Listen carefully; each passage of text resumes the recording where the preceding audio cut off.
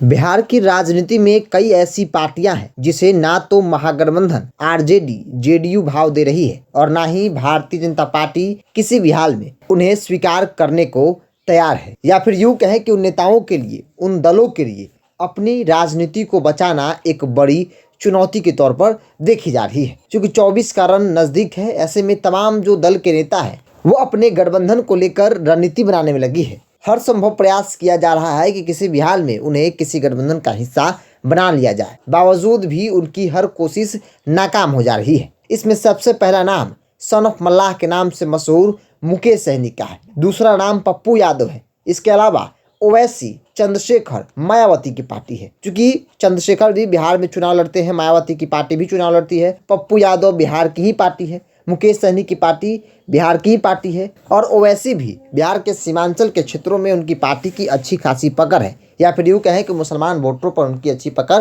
मानी जाती है। ऐसे में बात अगर मुकेश सहनी की कर ली जाए तो मुकेश सहनी निषाद संकल्प यात्रा पे हैं, अपनी ताकत दिखा रहे हैं ताकि कोई भी गठबंधन उनकी ताकत को पहचान कर उसे अपना ले। लेकिन ना तो भारतीय जनता पार्टी उन्हें स्वीकार कर रही है और ना ही महागठबंधन लालू यादव और नीतीश कुमार इन्हें अपने गठबंधन में शामिल करने को तैयार हैं। इसके अलावा जाप सुप्रीमो पप्पू यादव की हर वो कोशिश है ताकि राष्ट्रीय जनता दल लालू प्रसाद यादव उन्हें अपने पाले में ले ले और कम से कम एक सीट भी पप्पू यादव को दे दे, जिस सीट पर पप्पू यादव खुद चुनाव लड़े। लेकिन पप्पू यादव के लाख कोशिश के बावजूद भी लालू प्रसाद यादव, तेजस्वी यादव थोड़ा सा भी भाव देते नजर नहीं आ रहे हैं। और यही बड़ी वजह है जो पप्पू यादव इतना तक कहने लगे हैं कि अगर जरूरत पड़ी तो हम लालू प्रसाद यादव का पैर भी पकड़ने को तैयार हैं, लेकिन मुझे महागठबंधन में शामिल कर लिया जाए। इसके अलावा ओवैसी की बात कर ली जाए तो ओवैसी ने भी अब ऐलान कर दिया है कि वो सीमांचल के क्षेत्रों में चुनाव लड़ेंगे। चंद्रशेखर भी पिछली बार विधानसभा का चुनाव लड़े थे, इस बार भी वो लड़ सकते हैं, चूंकि उन्हें भी ना तो भाजपा अपने पाले में रखेगी और ना ही महागठबंधन उन्हें स्वीकार कर सकती है। इसके अलावा मायावती ने देश भर को लेकर कई बार ऐलान कर चुका है कि जो इंडिया गठबंधन है वो भी सही नहीं है। ऐसे में भाजपा के साथ जाने का तो सवाल ही पैदा नहीं होता है। मतलब मायावती की बातों से भी ऐसा लगता है कि वो किसी गठबंधन में नहीं जा सकती है। तो ऐसे में एक परिस्थिति यहाँ पर बनती दिख रही है कि जिन नेताओं को, जिन दलों को दोनों में से कोई भी गठबंधन में जगह नहीं मिला या फिर भाव नहीं दिया गया, तो ये नेता आपसी समन्वय को स्थापित करते हुए एक नया गठबंधन बनाकर चुनावी मैदान में उतर सकते हैं। चूंकि अकेले अपने दम पर चुनाव लड़ना बेहद मुश्किल है, तो ऐसे में कई दलों के साथ गठबंधन करके ये लोग चुनाव लड़ सकते हैं। क्योंकि मुकेश सहनी के लिए भी करो और मरो की स्थिति है। मुकेश सहनी को ना तो भारतीय जनता पार्टी बहुत ज़्यादा तवज्जो दे रही है, भारतीय जनता पार्टी से उनकी बातचीत भी नहीं हो रही है, और इसके अलावा लालू प्रसाद यादव का गुणगान तो करते हैं, आरजेडी का गुणगान तो करते हैं, नीतीश कुमार का गुणगान तो करते हैं, बावजूद भी नीतीश कुमार लालू यादव की तरफ से कोई भी पहल ऐसा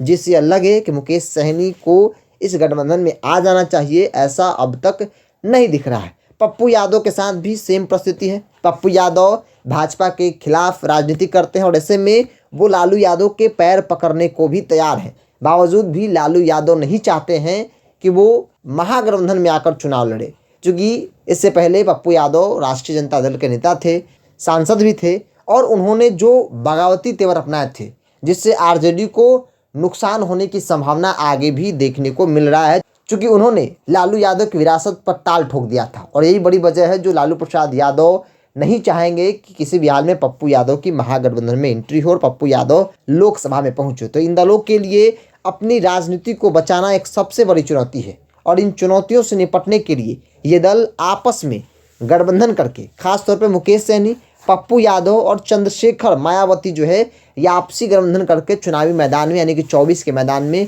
उतर सकते हैं। क्योंकि इन लोगों के पास, इन नेताओं के पास दूसरा कोई विकल्प जो है अब नहीं देखने को मिल रहा है। क्योंकि मुकेश सहनी बुरी तरीके से फंसे हुए हैं। वो करे तो करे क्या, ताकत तो दिखा रहे हैं, लेकिन उस ताकत को स्वीकार करने को कोई भी दल, कोई भी गठबंधन तैयार नहीं है। पप्पू यादव भी पूर्णिया के क्षेत्रों में लगातार जनसभा कर रहे हैं, भीड़ दिखा रहे हैं, बावजूद भी महागठबंधन के लोग उन्हें स्वीकार करने को तैयार नहीं है। तो इन नेताओं के लिए सबसे बड़ी चुनौती अपनी राजनीति को बचाना है, जो कि अब खतरे में दिख रहा है। और यही बड़ी वजह है कि राजनीतिक तौर पर चर्चा होने लगी है कि ये नेता आपसी समन्वय को स्थापित करते हुए एक थर्ड फ्रंट बनाकर चुनावी मैदान में उतर सकते हैं।